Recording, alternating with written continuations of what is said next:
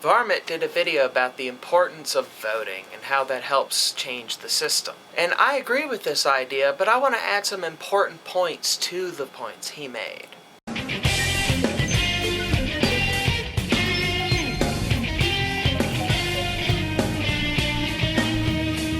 Voting is important. It actually is the foundation of this whole thing that we call democracy. And take it or leave it and say what you will about the system, voting still does have relevance. The thing is, we have a limited relevance with our voting as long as we are uninformed voters. When you're voting based purely on a party line, or just because this guy seemed to have a better soundbite, or just the whim take you, or whatever, I've heard so many different reasons for why people voted for whoever they did, and quite often their reasons are not very well thought out, to be honest. It comes down to more of who they liked, just as a, well, he looks better, you know. Or it really comes down to this, oh, he just gives me a good feeling. And while that might be something, you know, like you should go with your gut feeling to a point, if you don't know the first thing about their policies, who are you voting for, really? Do you know? Do you know what they're going to do when they get in office? Do you actually understand the implications? Because voting is one of those things we can do that is a power, but it also comes with the responsibility, which is we all got to live with this. Like when we vote a guy in, he's in. We actually have to live with him being there, and he will have powers, and he is supposed to represent us, she, whatever, you know. That person is supposed to represent us. And, well, if you're not paying any attention to who they are or what they stand for, how are you supposed to know the first thing about them representing you? And another big point here is when people are voting, they constrain themselves to a two-party system, which America is only by choice.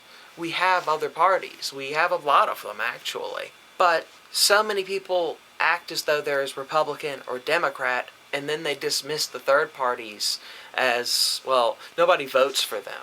So as Varmint noted, this is sort of a self-fulfilling prophecy, especially in this particular circumstance where nobody votes for the third-party candidates because they don't get any votes. Do you see the circular logic involved in that? Where we're not voting for them so they don't get votes, and we won't vote for them because they're not getting votes. This is literally a self-fulfilling prophecy here, where if everybody who wanted to vote for a third party did it, instead of just dismissing the idea because no one else is doing it, all of a sudden there'd be a lot of people voting for one, wouldn't there? It'd be a serious issue. Theoretically speaking, if everybody, you know, or at least enough people decided suddenly they're voting for Green Party's in office. That's how democracy works. If enough people vote for a party, they have power. People seem to dismiss this idea out of hand, but in reality, that is the core essence of democracy, and it can work that way. Unfortunately, people have bought into the Republican and Democrat only idea for so long that voting has become sort of almost meaningless. I say almost because it's never truly meaningless, but it becomes close to meaningless when people limit themselves to these two slightly dissimilar candidates, rather than looking at this full spectrum of different political ideologies that we actually have available. They're all there, represented in all sorts of different fashions, just nobody even looks. And that is why I have a bit of a problem with the ignorant voter. Like, to a point, I understand it. Like, there's a lot of politics going on, and a lot of it is kind of nonsensical bullshit. We can be honest about that, I think. A lot of what people are discussing seems like nonsensical bullshit.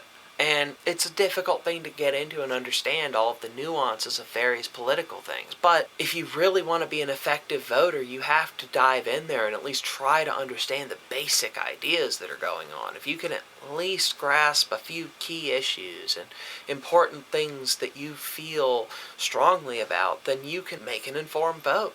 You can actually sit there and say, well, I'm not voting with the Democrats because, well, they're the Democrats. You're saying, well, I'm voting for this guy and the Democrats because he stands for these key issues.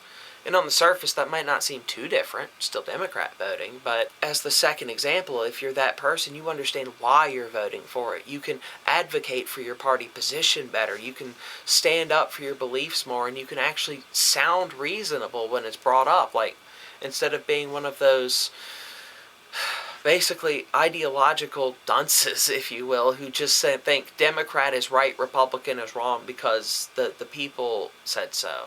Doesn't matter, fill in the people with family, church, whatever, particular group. Alright, let's make a point here real quick, which is if you are voting for something or believing in something just because another group of people told you to, it's probably not good. Just straight out, if it's because, well, the church says I need to vote this way, or my family votes this way, so I vote this way. No, you're missing the point. An expression of free will, even if you want to say that voting is useless, it's sort of an expression of free will. You're voting, right? Vote for who you want to vote for. You only get to do it every so often anyway. Don't let other people influence your vote unless they do it with facts and reason. Like if they say, hey, don't vote for this guy because long laundry list of bad things he actually did, well, yeah, let that sway your opinion. But if he says don't vote for him because, well, I don't want you to vote for him, well, that's pretty stupid, isn't it? So be informed as a voter, but vote the way you want to vote, not the way someone else tells you to vote. Vote because facts and reasons and your beliefs tell you that that particular candidate is the right choice. And even if they're a third-party candidate or something that seems out there, vote with your conscience. Vote with what you think is right. There's no such thing as an invalid vote, unless you're voting for Mickey Mouse. But even if your candidate doesn't get elected, don't buy into that idea that you've wasted your vote or that your vote was meaningless unless your candidate got elected. No, it's a statement. And if a third-party candidate starts getting like a large chunk of votes, that will do things. It will affect change, even if they don't get elected. If the Green Party or some other party, any other third party, got a suddenly large increase in their voting percentages, well, the Democrats, Republicans, they'll stand up and take notice. They'll have to listen and look because numbers are what matter in this game. Votes are what matter, really. So, quite simply, vote. But vote informed. Just something to think about. And very important keynotes here. The two major parties usually pick up some major platforms from the third parties when they get a significant portion of the vote. You can affect change. It's just you can't look for something big like getting a third party candidate in as president type idea. Why can't you? It could happen as soon as everybody did it. Wouldn't it? As soon as everybody voted for one, he'd be in presidency. It's democracy. It's how it works. If everybody decided to vote for the fucking Nazi party, there'd be Nazis in office. But not everybody's going to vote for the Nazi party. No, but it's not about everybody. It's about 51%, basically. We can't deny that this is partially a fault of the media and their use of rhetoric especially.